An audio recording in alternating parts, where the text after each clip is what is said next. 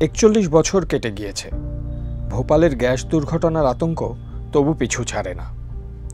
অনেক লড়াইয়ের পর ইউনিয়ন কার্বাইডের বিষাক্ত বর্জ্য ভোপাল থেকে সরেছে। 250 কিলোমিটার দূরের পিথমপুরে পুড়ে ছাই হয়েছে সেই বিষাক্ত বর্জ্য।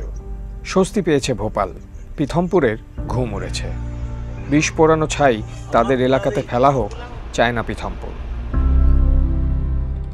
आने वाले समय में अगर कोई भी ऐसा हादसा हो जिसमें अगर ये राख इधर उधर हुई और पानी में फैल गई तो यहाँ का पीतमपुर ही नहीं, पूरा जिला ही नहीं, यहाँ का इंदौर संभाग और उज्जैन संभाग तक का पूरा पानी दूषित हो जाएगा और पूरी तबाही हो जाएगी। तो हम लोग चाहते हैं कि इसको ऐसी जगह निष्पादन करें जहाँ किसी जीव जंतु को हानि ना हो।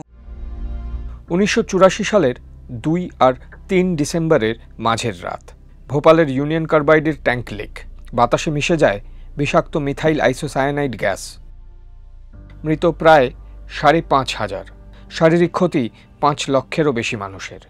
যারা বেঁচে যান তাদের অনেকেই পরে ক্যান্সার বা কিডনির রোগে অসুস্থ। অনেক লড়াইয়ের পর 2025 সালে জানুয়ারিতে যখন সেই ইউনিয়ন কার্বাইডের বর্জ্য ট্রাকবন্দি হয়ে ভোপাল ছেড়েছিল, স্বস্তির নিঃশ্বাস ছেড়েছিলেন এলাকার বাসিন্দারা। কিন্তু ভোপালের ভূত এখন পিথমপুরের ঘাড়ে। তাদের এলাকায় ভোপালের বর্জ্য পোড়ানোর প্রতিবাদ করেছিলেন পিথমপুরবাসী। তা সত্ত্বেও 2025 সালে জুন মাসে পিথমপুরে ইউনিয়ন কার্বাইডের 350 টনের বেশি বর্জ্য পোড়ানো শেষ হয়।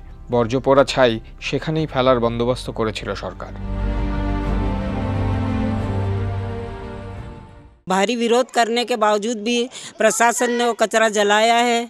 जनता को उससे भी हानि हुई है और अब जो राख है वो राख से वायु में प्रदूषण हो रहा है। ऐसे ही इसको जलाने के बाद आए दिन लोग बीमार हो रहे हैं। सबसे ज़्यादा यहाँ खांसी है वो लोगों की ठीक नहीं हो रही है और इस खांसी के साथ साथ बहुत सारी बीमारियाँ लोगों को और पकड़ती जा रही, जो लोग पीड़ित हैं और कोई सुनने वाला शासन प्रशासन का अधिकारी नहीं है। महोदय 2025 অক্টোবর মধ্যপ্রদেশ হাইকোর্ট জানায় রাসায়নিক বর্জ্য পোড়ানো ছাই পিথমপুরে ফেলা যাবে না। স্থানীয়দের অভিযোগ আদালতের নিষেধাজ্ঞার তোয়াক্কা না করেই ছাই ফেলা চলছে। हमारी सरकार ने जरूर ये कोशिश करी कि जो जहरीले कचरे का भय लोगों के मन में ना रहे और एक ऐतिहासिक कार्य जो कहीं रुका पड़ा था, इस सरकार ने उस कचरे को, जहरीले कचरे को जलाने का कार्य करके लोगों के मन में एक भय था, कुछ हद तक उसको दूर करने का एक प्रयास किया है। ভয় কিন্তু সহজে যাচ্ছে না।